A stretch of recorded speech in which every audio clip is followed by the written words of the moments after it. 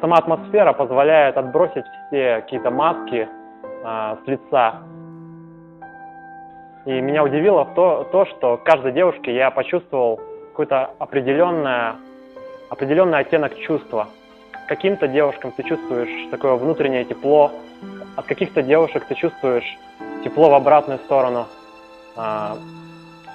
И это очень такое необыкновенное чувство, которое, мне кажется, мало где можно испытать.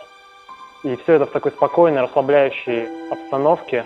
Мне очень понравилось, что такая расслабленная музыка. Было все очень классно. Именно на этом мероприятии научился видеть в глазах девушек, нравится она мне или нет.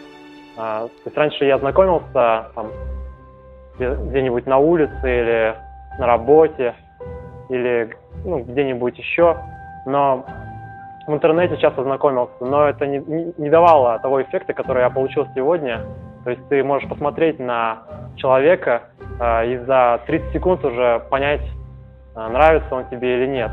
То есть ты либо чувствуешь, либо нет к девушке какую-то теплоту.